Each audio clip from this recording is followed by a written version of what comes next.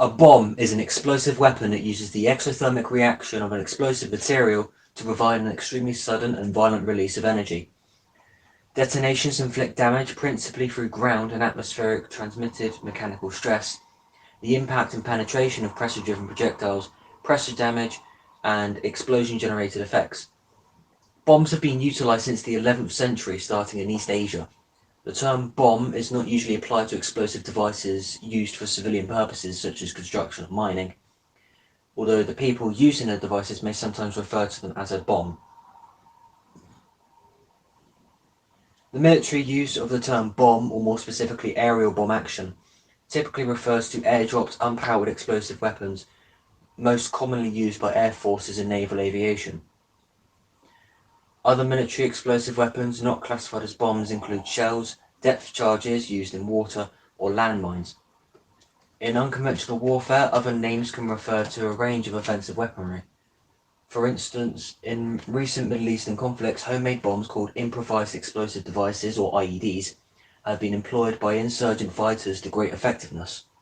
The word comes from the Latin bombus, which in turn comes from the Greek Romanized bombos, an onomatopoeic term meaning booming or buzzing. Experts commonly distinguish between civilian and military bombs. The latter are almost always mass-produced weapons, developed and constructed to a standard design out of standard components and intended to be deployed in a standard explosive device. IEDs are divided into three basic categories by basic size and delivery. Type 76 IEDs are hand-carried parcel or suitcase bombs. Type 80 are, quote, suicide vests worn by a bomber. And Type 3 devices are vehicles laden with explosives to act as large-scale stationary or self-propelled bombs, also known as a VBIED or vehicle-borne IEDs. Improvised explosive materials are typically unstable and subject to spontaneous unintentional detonation, triggered by a wide range of environmental effects, ranging from impact and friction to electrostatic shock. Even subtle motion, change in temperature, or the nearby use of cell phones or radios can trigger an unstable or remote-controlled device. Any interaction with explosive materials or devices by unqualified personnel should be considered a grave and immediate risk of death or dire injury. The safest response to finding an object believed to be an explosive device is to get as far away from it as possible. Atomic bombs are based on the theory of nuclear fission, that is, when a large atom splits, it releases a massive amount of energy. Thermonuclear weapons, colloquially known as hydrogen bombs, use the energy from an initial fission explosion to create an even more powerful fusion explosion. The term dirty bomb refers to a specialized device that relies on a comparatively low explosive yield to scatter harmful material over a wide area.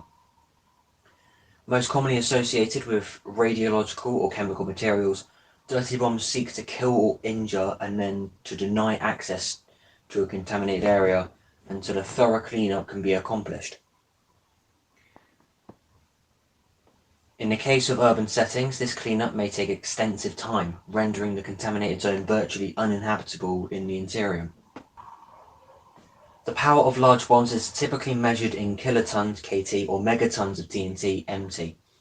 The most powerful bombs ever used in combat were the two atomic bombs dropped by the United States to attack Hiroshima and Nagasaki, and the most powerful ever tested was the Tsar Bomba.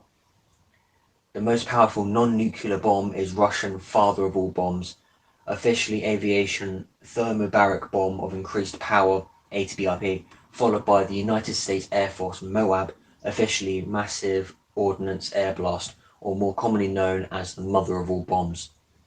To people who are close to a blast incident, such as bomb disposal technicians, soldiers wearing body armor, deminers, or individuals wearing little to no protection, there are four types of blast effects on the human body: overpressure or shock, fragmentation, impact, and heat.